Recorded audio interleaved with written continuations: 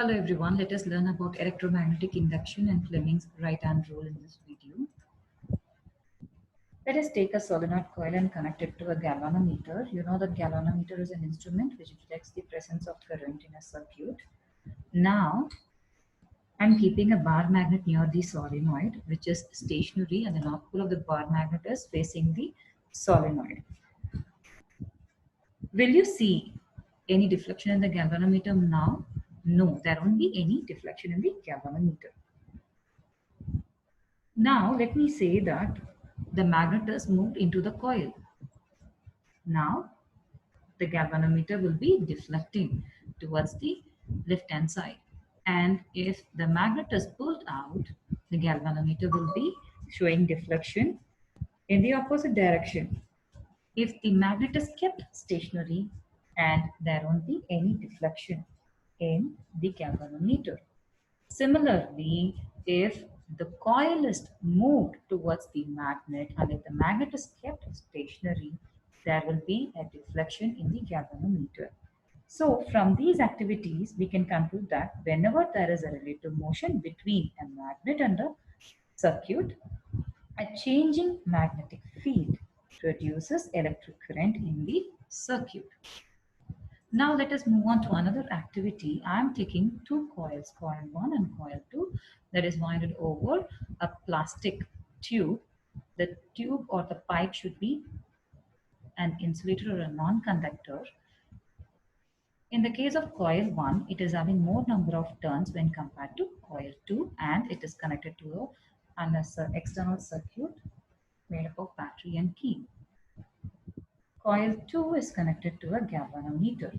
Now, if the circuit is closed, the current will be flowing in coil 1. You know that when a current flows through a conductor, it produces a very magnetic field. And due to this, there will be a momentary deflection in the galvanometer and again it will come back to zero. Now, if the circuit is open, the current flowing through coil 1 will be 0. At that time, there will be a deflection in the galvanometer for a moment and again it will come back to 0.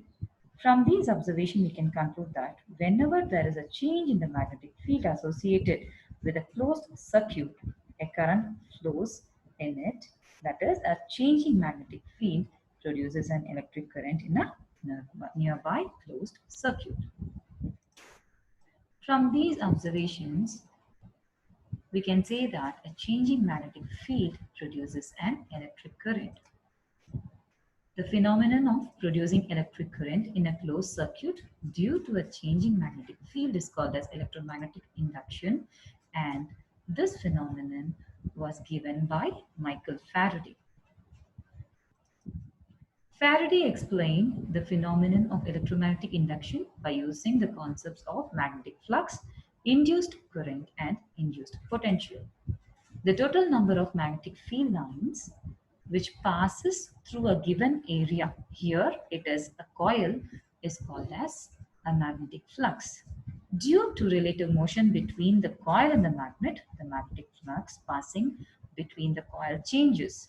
The changing magnetic flux will induce an EMF in the coil and it is called as the induced potential difference, which causes the flow of electrons in the coil generating a current, and the current produced is called as the induced current.